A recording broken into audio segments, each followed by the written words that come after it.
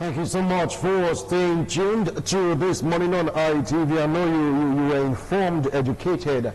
I want to talk about the first segment of this discussion. Right now is all about the cherry news in town. But so far, taking it with a pinch of salt, the reopening of border. Yeah, impacting socio-economic development. The borders have been shut, but right now the president gave a go-ahead for 400 about borders to be opened. And Nigerians have been talking about this. How does it affect you? How does it affect me? How does it affect the socio-economic well-being of this great country of ours? With me here in the studio to talk about this, he is a legal practitioner, an entrepreneur, an agriculturist. Yeah, he's into farming also. In fact, he's an all-rounder, so to speak. Join me to welcome Barrister Robinson Imade. Barrister, welcome to TMI Sunday's edition. Thank you, Wilson. All right. Good morning, viewer. I believe that when this announcement was made, it happened via virtual, meeting until the Minister of Finance, Budget and National Planning made the announcement that 4 or 5 major borders have been reopened. I believe that you're among those that are very, very happy about it, and it's going to bring a kind of a relief to the economic stress, so to speak, in the country. Well, you would be right to say that I was happy when the news came, but you will be surprised that to me it was not a cherry news at that. Talking about border closure, you recall here in this studio that when it happened, some of us cried to the high heavens, believing that it will avail to nothing but suffering for the people. And of course that's what it has been.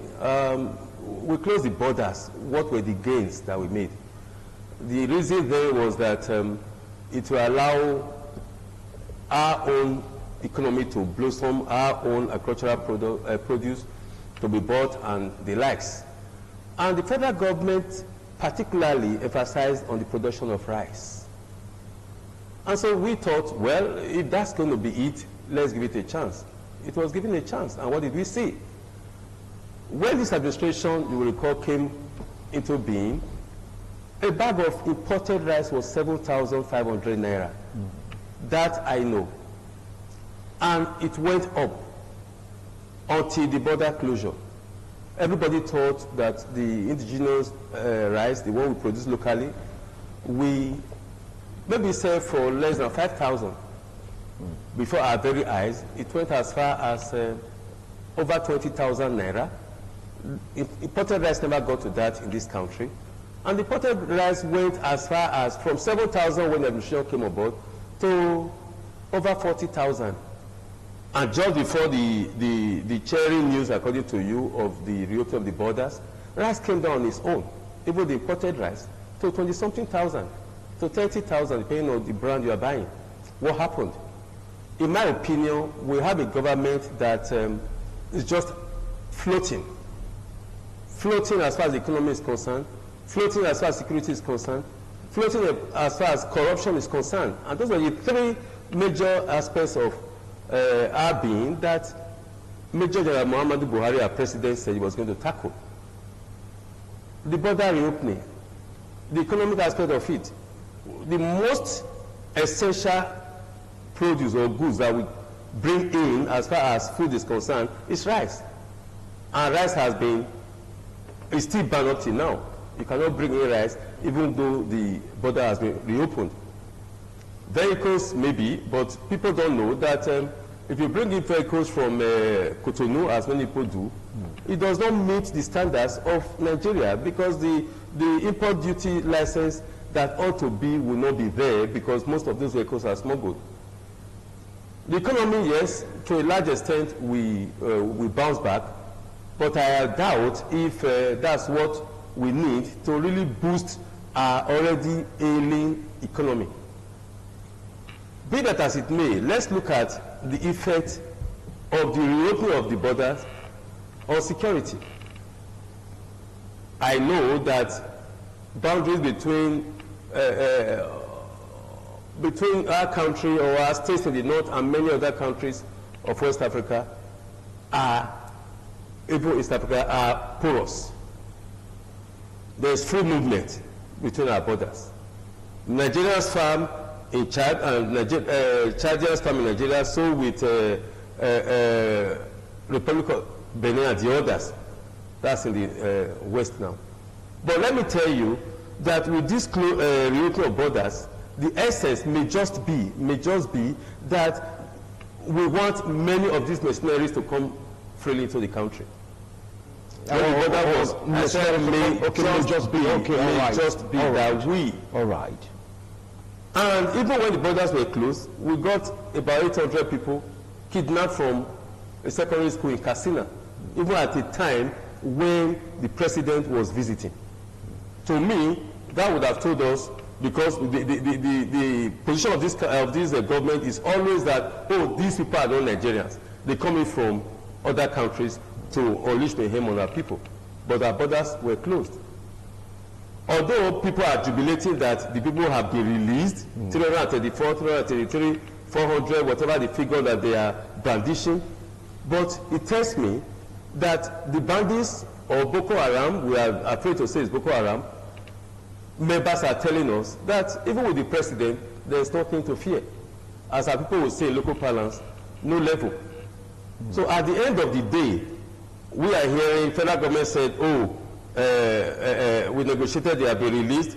The military is saying no, it was a rescue operation.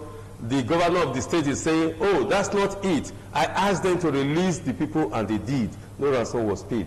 So if you can ask them to release those adopted and they obey you without ransom, without qualms, why would you not tell them, please don't do this again in this country?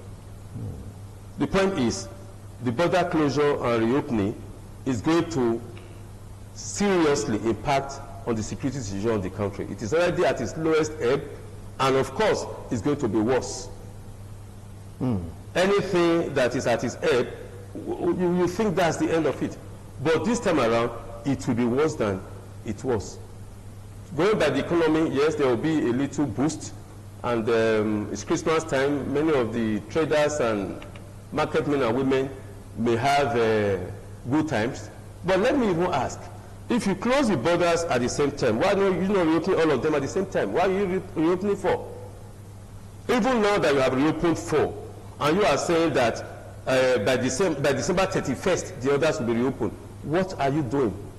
What are you expecting? Do I believe that you want this festive period to be over so that some essential things will not come in?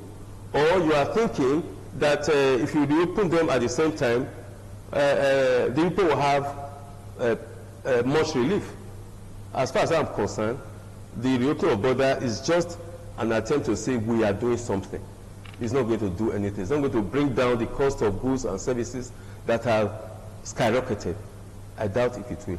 All right, now we'll talk about economy. It's all about competition, because like what you rightly talked about, you gave an example of cars coming into the country. Though you're saying that it may not really fine-tune the price of cars because of the import duties and all that. I think that by opening of borders is going to bring about healthy competition to at least bring down the prices of goods and services, because that has always been the complaint of our market personnel. Yes, the men and women involved into the same border closures, what is affecting the prices and the market. I mentioned that there will be some level of reprieve, and I mean that with this reopening of borders, things will get a little better. We have gone to the stage in Nigeria that even competition will not help us. Who are we competing with? Are we competing amongst ourselves, or we are competing with our neighboring countries? Ghana was crying to high heavens, Nigeria, open your borders. Cotonou was doing the same. We are the big brother here, we are the big market here. They have opportunity of bringing in their goods, and if you like, there's going to be what they call dumping, which will crash our prices here. Whether that will be in the interest of the manufacturers or the production sector, I don't know. But I doubt if it would. Certainly, it will affect the entire market interplay and interaction. But it is not to say that it is uhuru. Is that going to bring down, help the value of the Naira? When this administration came on board, the Naira was about 170 to $1. And the president himself said, you heard it and I heard, Nigerians heard him say that he was going to make $1 equal 1 Naira. Today, the dollar is 503 Naira to $1. Is the reopening of border going to help that? All right. Now, you just hold on now. We'll continue the discussion after this break. Reopening of border, the impact in socio-economic development. Don't go away. We'll be right back. TMI, every opinion counts.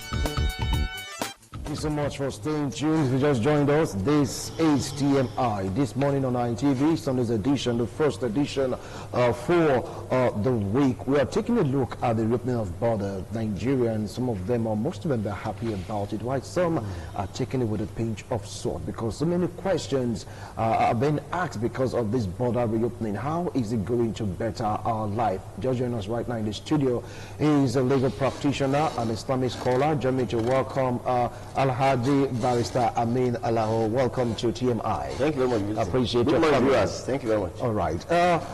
Barrister Robinson, you're making your point about some policies being made and how the opening of border is going to affect the value of the naira. Take it up from there. Yes, as I was saying, I don't see the opening of border straightening our naira. I don't see the opening of the borders helping our security. I don't see the opening of the border significantly growing our economy. I agree that if we cried, and I was one of those who did, that the closure of border was going to affect us economically, we should also know that the reopening of same will help us economically. But the level at which it has sunk, how much of the economy will be revamped by this action is my doubt. And of course, it will take a very long time, for the economy to bounce back. Not totally, because you have reopened the border, because the indices on ground are not there for the economy to bounce back. We have policies that are not helping the economy, that are not helping farmers, that are not helping manufacturers. We have policies that are inimical to growth and progress in this country. Until those ones are put in place, we need a holistic approach for the economy to bounce back. And that, I doubt if it will happen in a long time to come. All right. I will come back to you, Barrister Robinson. Well, Alhaji, I believe following the trend of this discussion, talking about border reopening, he's saying that it may amount to some things, but the major thing is that it may not really reflect in the wholesome well-being of Nigerian economy. Take it up from there. Thank you very much. I think if we ask ourselves, why was the border closed before, in August 2019? And not only closed, it's like many of us were taken by surprise, the neighboring countries, but the federal government felt there is need to close the border. They had their reasons. Let us curb smuggling of arms to the country. Let us curb importation. And at the same time, you know that some commodities were being exported illegally. We want to stop illegal importation, illegal exportation. For example, some will load their tanker and take it to neighboring countries to sell. In summary, there were genuine reasons for all this. And then so that the local production can also be patronized, so that the local farmers, so that our local products can also have boom. But unfortunately, between then and now, we have also seen the negative impact or the effect of the border closure. Increase in prices of commodities. We are experiencing inflation, and so on and so forth. Now, that does not mean that the government from the onset intended to punish Nigeria. No. And the opening as of now, it is not that the reason for the closure have actually been achieved. The government appears to be succumbing to pressures. Look at apart from the security challenges we have now, we have serious economic challenges. And you cannot separate security challenges from economic challenges. The man that is hungry is angry. And under the Islamic law, when there is famine, the punishment of amputation of hand is suspended. The Khalifa will say, I cannot cut the hand of somebody who has gone to steal because he's hungry. I can't do that. So before you can enforce some punishment, you must have the enabling environment. Before that punishment can be enforced, all hands will be gainfully employed, productive and related employment. Then workers will be well paid, not our minimum wage of today that we can describe as slavery. You feed the slave, not for the slave to be robust or fat, but for the slave not to die. So a lot of challenges we are experiencing. And then what the person steals also matter. Okay, let us inflict this punishment. So with all this other problem, there are bound to be security problems. A lot of use resiveness. Some are going to crime, some going to yahoo, some kidnapping, some armed robbery. Those crimes are not justified. But when you see people who are hungry, because human being is a machine that needs food to survive. When the food is there, it thinks right. But when the food is absent, then you will not be hearing that, the idle mind is the devil's workshop. But if you have something doing, you are comfortable, you don't think of all this crime. So, coming back to border closure. Now, the opening as at now is a sort of succumbing to pressure from Nigerians, affecting everybody. So the actual goals have not been achieved. And then some of the impact of this reopening is that some of the law enforcement agents at the borders will be smiling to the bank again. Yes, of course. They'll be smiling to the bank. But do not forget that even when the border was closed, foreign rice was still being imported. Only that you now see that the price was higher. And then what the government want to have done to cushion the effect of all this, that assuming we have sufficient local production, then you see that those in the local industry, they now say, oh, no more foreign rice. Then, oh, we can sell at whatever price we like. Oh, no more competition. You can see that even the local rice, the price was not friendly at all. So the government will have done what was done in 1984, the years of Buhari regime, when you see trailer load of rice will be brought and sold at a controlled price in order to stabilize the price of commodities. By the time the local farmer or producer or the middleman sees that, the government is selling for 30 naira. I cannot sell now for 20 naira then. The government, things like that ought to be done. All these have not been done. And then under pressure, the border has been off. It's just like you have a child. The child is sick, and you need to treat that child. And after giving injection and some drugs, then the child started complaining, oh, it's itching, I'm having pain, this and that. Then you suspended treatment out of sentiments. Not because the child is well, the child is not well. So the problem has not been solved. All right. Though the border closure has not also helped matters at all. Okay. It's a serious matter. I will come back to, because like Nigerians are in this dilemma considering everything that has been happening. Let me come to you, Barrister Robinson Imade. He gave other points, said that some security border check personnel will be smiling to the bank, and of course it's like, you're solving one problem and another problem will like rise up. Let's take a look at competition right now in the market. But as it stands, rice still remains banned, so to speak. Do you think that this may counter the effect of the supposed results to be achieved by this border being reopened? Well, I think Alhaji has summed it all, and I agree with him in total. One of the reasons advanced for the closure of border was to stop the importation of arms into the country, illegal entry of arms into the country. Just last week, I'm sure last week, yes, we saw a state governor standing with representative of the military and a bandit holding maybe AK-47 or something stronger. Are we still saying that carrying of arms is not allowed in a country where a bandit, a recognized bandit, will come out and hold AK-47 or a stronger weapon before and pose for a photograph before a state governor and an army officer. We all saw that.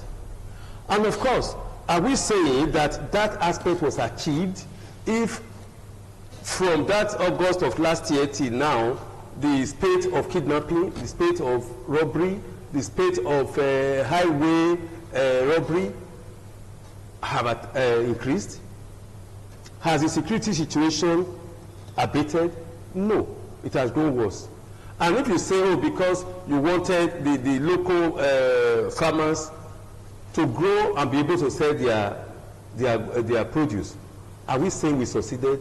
No, if we did, certainly it was only the interest of the farmers who seized the opportunity, and of course that's an aspect of corruption, to produce largely at government expense, because the federal government put in billions of naira into rice production in this country.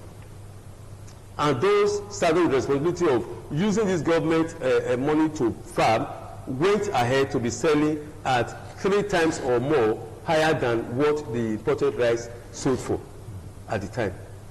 Then you talk about the security officials on at the border smiling to the bank. What's wrong with them smiling to the bank? They will smile less to the bank now that the borders are reopened. They were always smiling to the bank. They have always smiled to the bank, and there's nothing this government can do about it, because there's so much that is at stake as far as corruption is concerned. He mentioned, and it is correct, that even during the closure, imported rice was everywhere. The only difference was that because they were paying more ransom at the borders, the price went up. And of course, talking about the price, the local farmers competed almost favorably with them as far as pricing was concerned. If you bring in a bag of rice that ought to be 5,000 naira, you make some people smile to the bank, it shot up the price to maybe 15,000. Before the wholesalers and retailers up to the consumer comes to buy, it becomes maybe 40,000. And local farmer who produce at less than 5,000 say, oh, if they are selling that for 40,000, I can sell that for 30,000. That's what we saw. Everybody smiled to the bank illegally via corruption during the border closure. And whether we like it or not, they will smile less to the bank now, because many of those things that greased their palms as they were coming in, because they all kept coming in, including cars, will now be officially coming in. They still pay even when it is official. But even at that, smiling to the bank is not only with the officers at the borders, it pervades the atmosphere in this administration. Are you not aware that somebody said, a highly placed officer of this administration, that she fed school children with 2 billion naira during the COVID-19 when schools were closed? I have mentioned before that the closure of border cannot be divorced from corruption, cannot be divorced from security. As far as I'm concerned, security is going to heighten now, and government is going to say, oh, we acted under pressure to reopen the borders. All right. A government that will always act on impulse, a government that will succumb to pressure, the government that cannot enforce its policies for the people to clap and say, oh, we didn't know it was going to be like this. 1 year and 4 or 5 months after, we are still saying here, and we are absolutely right, that the closure of the border did not give any positive result. Okay, thank you. I will come back to you after this break. Here to start off with Alhaji Amin Alao to really tell us the implications we're having in our local manufacturers and producers, and what they likely said was like, a competition. The local manufacturers choose to jack up the prices, and Nigerians were like, what in the world is going on? Closure of border was to make production accessible to almost everybody, but now you're increasing the price. But with the opening of border, is it going to bring down the price of our locally produced items? We'll be right back after this break. Do stay tuned. TMI, every opinion counts. Thank you so much for staying tuned to This Morning on ITV. It's all about the reopening of the border, impact in socio-economic development. And I have two legal practitioners helping me in the studio, Barrister Robinson Imade and of course Barrister Amin Alao. Well, we're arriving at a point talking about the disparity in prices. People are like saying that with the opening of borders, it will lead to a healthy competition. Like what you rightly said, the competition between the illegally imported rice caused a kind of, a hike in the local manufacturing sector. We'll talk about rice planting, packaging, and of course selling 40 to 30,000. Now, since the border has been reopened, they said rice also is still on the banned list, so to speak. What about other goods like cars? How do you think it's going to affect our local manufacturer? We have Inos in their manufacturing. Yes, we have others who are trying to manufacture. Do you think it's going to plummet their chances of coming up? Alhaji. Thank you very much. As I submitted earlier on, the government has very good intentions when they take some steps, because any government in any part of the world is like a father to the children, if it's a responsible government anyway. But it's another thing to make a policy, it's another thing for the policy to be effective, and it's another thing for the citizens of the country to embrace the policy. Another problem compounding all this is the issue of corruption. So no matter how goodly your intention is as a head, if the people are not ready to be disciplined, then the problem persists. If it's possible, people will carry placards and go to heaven and protest against God. That's why are we hungry? God, why do you create us? Meanwhile, if you plant, you harvest. But if you fail to plant, you cannot harvest. So, Nigeria being the most populous black nation and the biggest economy in Africa, when you encourage, are we really the biggest economy in Africa? Are we still the biggest? Are we by virtue of our population, our numerical strength, okay, the borders that are opened now, the neighboring countries who import to Nigeria, they'll be happy. Yes. Yeah. They'll be happy. Oh, we have been hungry for some months because we cannot sell to Nigerians. And that is why our numerical strength, the population, is a very good morale booster for traders. You sell your item is 1 naira and you have patronage. What is called 1 million naira today is 1 naira. 1 naira in 1 million places. That is 1 million naira. 1 naira in 1 million places. Let alone now 20 naira in 1 million places. So we still have that advantage. And then Nigeria being dependent on oil, there is need for us to diversify. And as we are diversifying, encouraging local production, then banning the production of rice. But unfortunately, as that is being banned and remain banned, you have the bandits going to attack the farmers. Going to attack the farmers. So if I'm a farmer and I'm afraid to go to farm, or I go to farm and lose my life, then of course this will drastically also affect local production. So you can see that now the problem is not only every government and the people. Just like the issue of smuggling of arms. The arms which are being used now to perpetrate evils. Now, I don't know if Fero Kumbawa was kidnapped. Those who kidnapped him, they were armed, or they ought to be armed. They ought to be armed. So who do we now blame?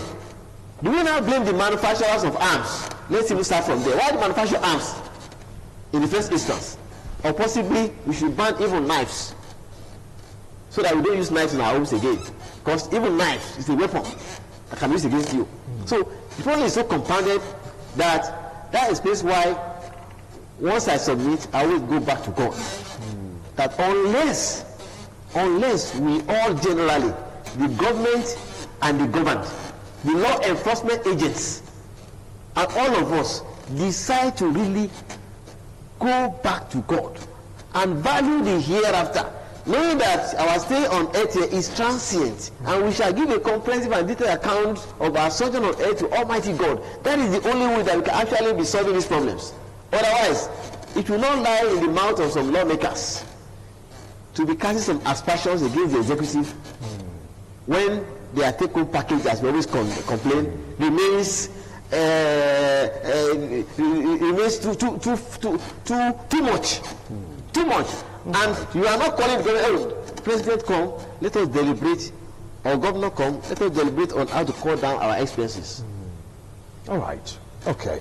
Now, you cannot talk about economy without talking about security. Though you dabbled into it while we're opening this discussion. People like saying that you close the border because of security challenges. You close the border also to stop the importation of some poisonous or hazardous items that will be hazardous to the economy or to the people. Now, with the reopening of these borders, do you think that we have a tara, so to speak, of challenges when we talk about security? After this border check, you get to know those coming in and going out of the country. Even if it's illegal, at least we'll have a record. Mr. Robinson, do you think this will heighten our insecurity? Insecurity in Nigeria is on the rise. It's been so for a long time.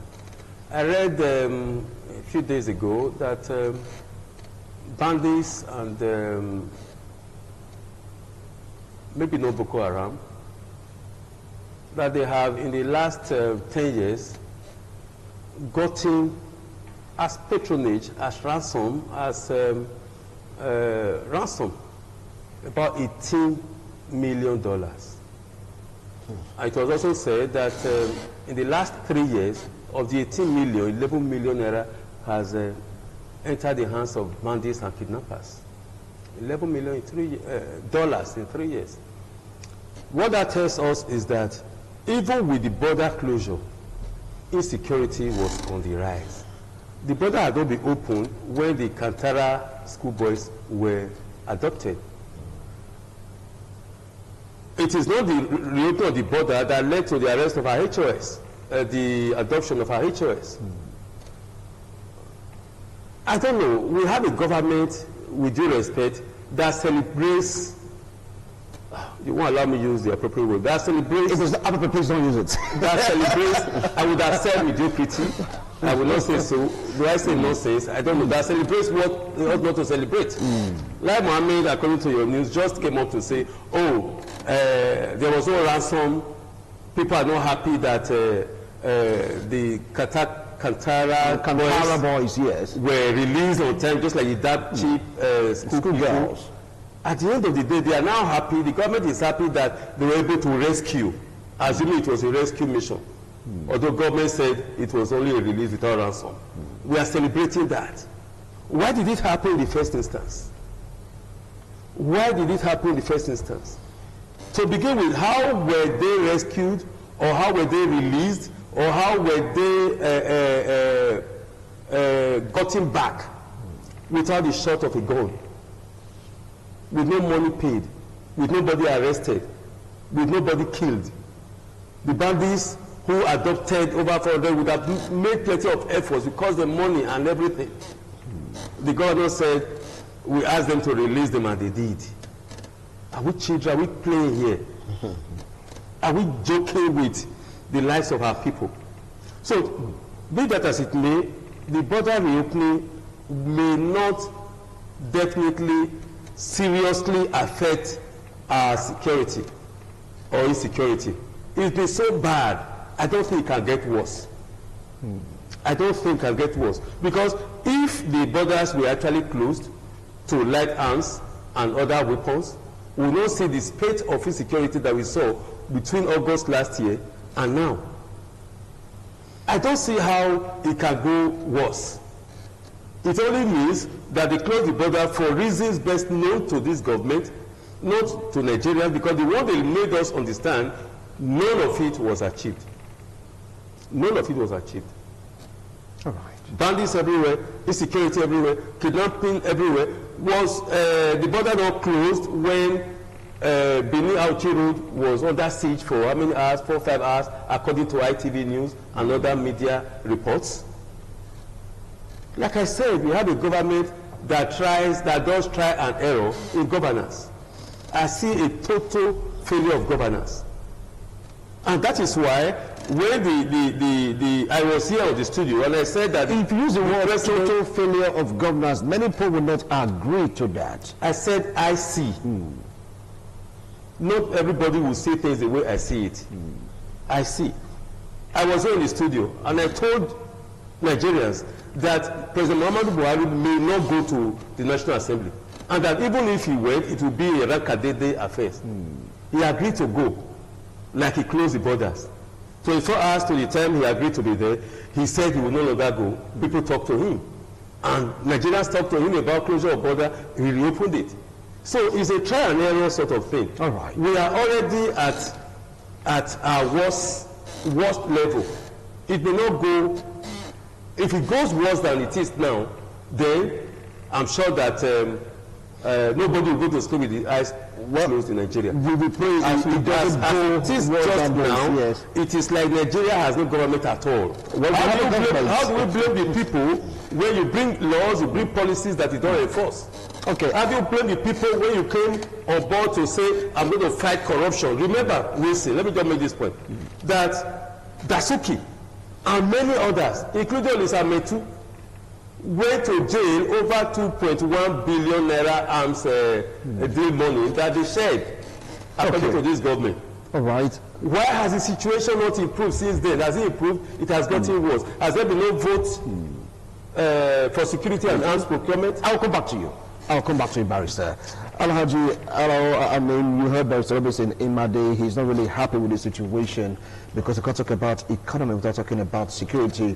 They go hand in hand. If there's security, economy will flourish. If there's no economy, there'll be insecurity. You see, they're like linked. Now, with the opening of borders, do you think it's going to improve? Or is it going to get really, really bad?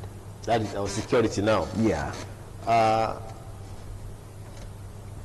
Issue of security, I probably said in one tradition that next to faith, nobody is giving anything better than security, because security is life.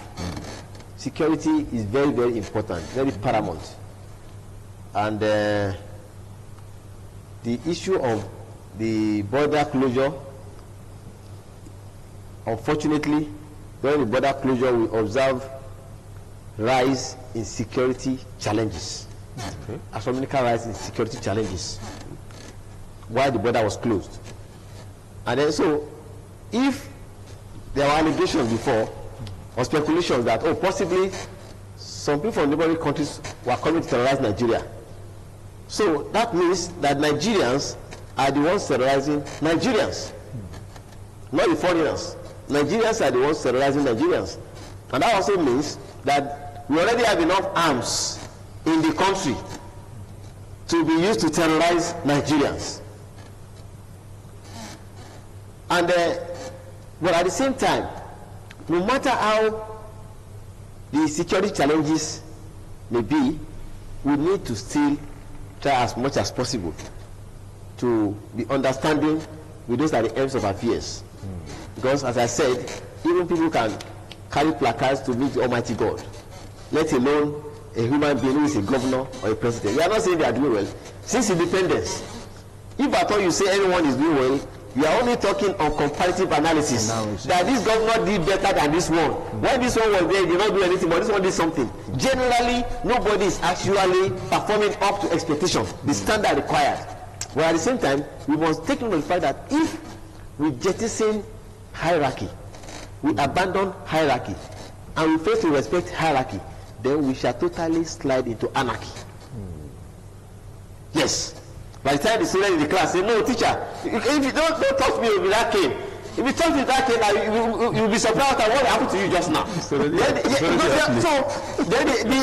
headmaster too, or the principal. So once you fail to respect hierarchy, no matter how bad that teacher is or that principal is, the students must learn to respect him and take orders from him, so that there will not be anarchy. Now, an example was on the NSAS. Police are corrupt, and now suddenly there were attack on policemen, police stations. Then police withdrew, and we now saw what we witnessed. So because we failed to respect the police hierarchy, then there was anarchy. And so we need to take cognizance of that.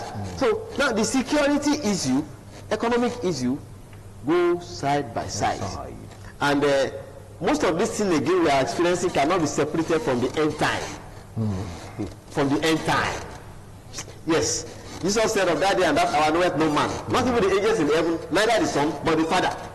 And Mama said the same thing when he was asked. Yeah. Only God knows that time. But Prophet said one thing, that a time will come, towards one of the signs of the end time, you will see a man who is walking on the street, will go to the grave and say, oh, you inmate of the grave, oh, I wish I'm the one in the grave, and then you come and replace me on earth. Another one said that you will see a man will murder and will not know why he's murdering, why he's killing, and the victim will also know what it has done to deserve being killed. These are the signs of the end time that we're witnessing. And that's why the government, the religious clerics, the parents, the media, the lawyers, the farmers, all of us, we need to actually go back to God. Will of God. Submission to the will of God. Matthew 7:21. Jesus said, not everyone that says to me, Lord, Lord, should enter the kingdom of God, but he that does the will of God. So doing the will of God is what really matters. Being a Muslim or a Christian or a pagan. And unfortunately, you are the Muslims and the Christians, you are the ones occupying the ends of affairs. But you are not showing that you read the Quran or you read the Bible. If I thought you read them, you are not following them. Very, very unfortunate. Some people, some are saying that possibly maybe you'll be giving them the go to swear before they come to office. It's very, very unfortunate. And so you can see that the whole thing is degenerating now. It's going beyond control. And we need to go back to God. But we have to lead by example. Our time is up. Our time is up. I'm getting a strong signal that I should call it a wrap right now on the show. You're going to use 1 minute each to summarize, just 1 minute each to summarize. Barrister, your word of advice to Nigerians, government, and everyone watching and listening to us right now. Well, I believe on a final note that this administration has decided to open the borders in order for Nigerians not to die of hunger, because people cannot go to the farms for insecurity reasons. Local production is almost extinct. And talking about signs of the end time, I agree totally with my brother that those analyses are quite apt. They are happening already in Nigeria. But would that mean that Jesus will come only for Nigeria? Because before this administration, Nigeria was doing well, a little bit doing well. Just now, we are starting to take it easy, take it easy. Thank you. Thank you, Barrister. Thank you. But maybe Jesus will come for Nigeria before other parts of the world. Thank you so much, Barrister. I'll have you 1 minute, please. 1 minute. Viewers and Nigerians, we should resort to God. We should be very prayerful. Yes. If we have a good leader, we will not appreciate him. Murtala Mohammed was killed at the age of 37. Somebody wanted to impart discipline. He was executed, eliminated, he was assassinated, sorry. I think he was 37.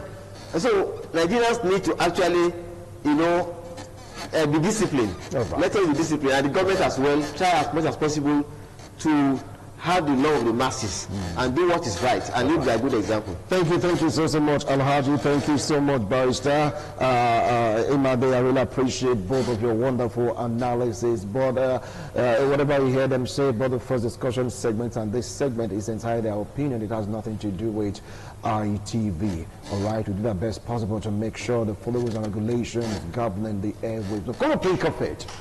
Whatever is happening right now is affecting you, is affecting I, is affecting all of us. So we should put our hands together to fix this nation. If we do not fix it, where are we going to call home? Think about this. Bye for now.